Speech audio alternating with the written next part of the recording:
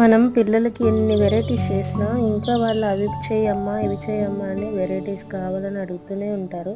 ఈరోజు మా పిల్లలు అయితే పాస్తా చేయి మమ్మీ అని అడిగారు. నేనైతే ఫస్ట్ టైం పాస్తా చేస్తున్నాను. టేస్ట్ అయితే చాలా బాగా వచ్చిందండి. మీరు కూడా ఒకసారి ట్రై చేయండి. చాలా అంటే చాలా బాగుంది.